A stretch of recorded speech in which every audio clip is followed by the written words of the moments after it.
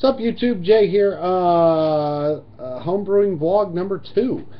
Figured I'd let you know what I was up to and how things are going with other things I've talked about. So, right now I'm drinking the porter, the one I'm not really happy with, and as long as it is aged, about 2 months now, I still haven't yet to master a regular porter. It's okay at best. No prizes here.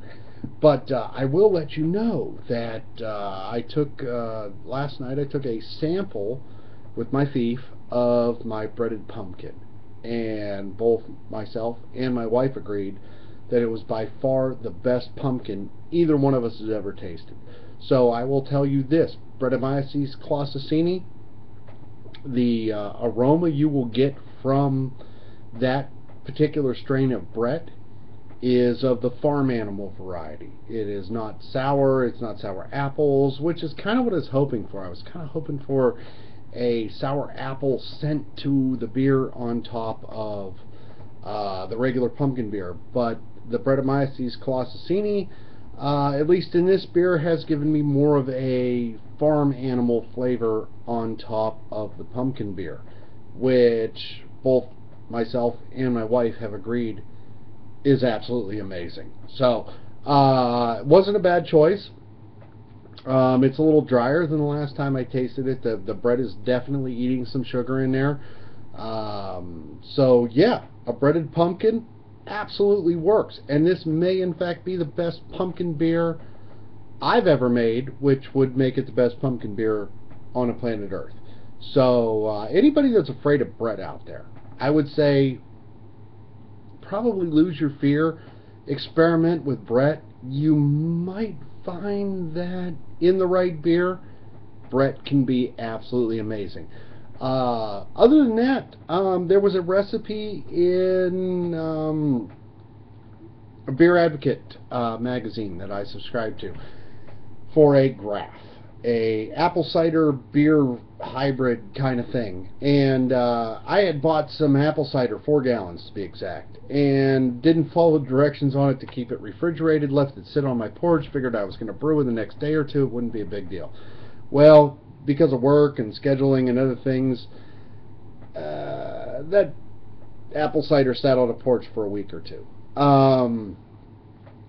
Somewhere in that range. I won't let you know exactly how much, but it started to ferment in the apple cider bottles. But I said, you know what? I'm going to do it anyway. Hopefully whatever's in there is just Brett. You know, it's not Pediococcus, lactobacillus, anything that's going to infect my future beers. But so I brewed a graph. And a graph, what I used was 3 pounds of dry malt extract, a pound of 40 Luff Crystal, an ounce of Crystal, or I'm sorry, Cascade hops for 30 minutes, and that was it. It was a very simple beer. I did it on a stovetop, really easy beer. Did 5 gallons of it, poured it into the cold apple cider, let it ferment. No, it was already fermenting because, like I said, it started on my porch. After about 2 days, the USO5 took a hold, damn near blew my airlock 3 times. Really vigorous ferment. Well, I tasted it last night as well. Unfortunately, whatever was fermenting the apple cider, not so good. So I'm going to cold crash it here today. Keep it where it's at. It didn't taste too bad right now, but I could pick up some hints of things that shouldn't be in there. The graph, probably an excellent style of beer if it was done correctly. Unfortunately, in my case, things went badly. It won't be undrinkable. Like I said, I tasted it yesterday, but definitely probably better off without whatever was growing in it before I fermented it. So anyway, that's where I'm at as a home brewer. The other thing I'm working on is I did a collaboration with a friend of mine. He's going to do a cask ale for our homebrewing club, and I offered to do him the hop schedule. He's going to do the malt bill. Recently I picked up 9 ounces of hops for him. Wide range of hops. The only 2 that are the same in the 9 ounces are there's 2 ounces of Cascade and 2 ounces of New Zealand Motueka if I'm pronouncing that right. Everything else is a wide spectrum of hops, and I wrote him a hop schedule for about an 80 IBU beer, and I'm really looking forward to see what he does with the malt bill. All I did was a hop schedule. He's going to do the malt, the yeast, the brewing, everything else. I just gave him the hops and the hop schedule, so really looking forward to that. And that's where I'm at as a home brewer. So let me know where you're at. Any ideas here?